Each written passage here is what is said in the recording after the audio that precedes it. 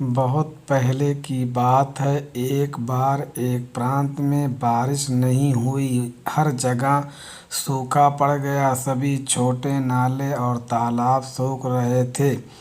इन्हीं छोटे तालाब में एक कछुआ रहता था। जैसे जैसे छोटे तालाब का पानी सूख रहा था, वैसे वैसे कछुआ को अपने अस्तित्व की चिंता सता रही थी।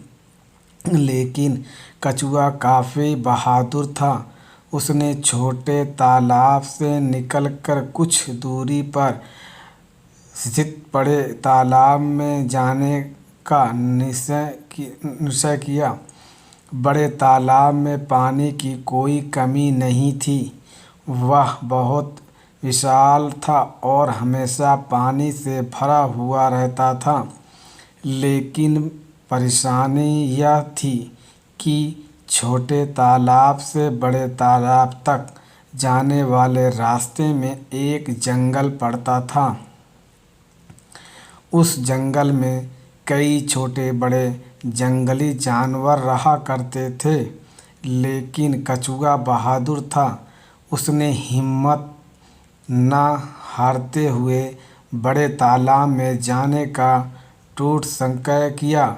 दूसरे दिन की सुबह होते ही वह अपने लक्ष्य की तरफ निकल पड़ा। रास्ते में उसे एक भेड़िया मिला। भेड़ियों ने जब कछुआ को देखा तो उसके मुंह में पानी आ गया। उसने कछुआ से कहा, सुना है तुम बहुत अच्छा गाते हो। मुझे कोई गीत सुनाओ, नहीं तो मैं तुम्हें खा जाऊंगा। कछुआ कुछ समय के लिए तो डरा, लेकिन वह बहुत बुद्धिमान था। उसने भेड़िए से कहा, भेड़िया भाई, मुझे खाने में तुम्हारा कोई फ़ायदा नहीं है। मेरी कठोर खाल तुम्हारे गले में फंस जाएगी। तुम मुसीबत में पड़ जाओगे और तुम्हारी मित्र भी हो सकती है। कछुआ की ये बात सुनकर भेड़िया सोच में पड़ गया। कुछ देर सोच विचार करने के बाद भेड़िया ने कछुआ से कहा, अगर तुम मुझे गीत नहीं सुनाओगे तो मैं तुम्हें पास वाले बड़े तालाब में फेंक दूंगा।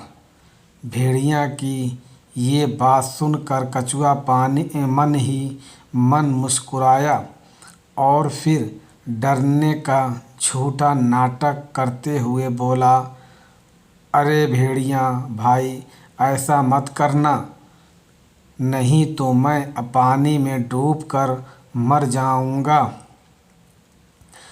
कछुआ को डरा सहमा समझाकर भेड़िया खुश हुआ और उसने कछुए को पकड़कर पास वाले बड़े तालाब में फेंक दिया। गहरे ठंडे पानी में पहुंचते ही कछुआ ने चैन की सांस ली और खुशी से झूम उठा।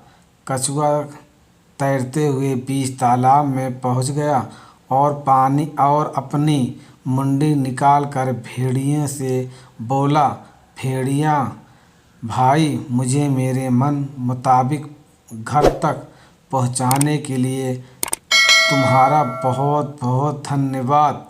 आप मेरे चैनल को सब्सक्राइब करना ना भूलें दोस्तों।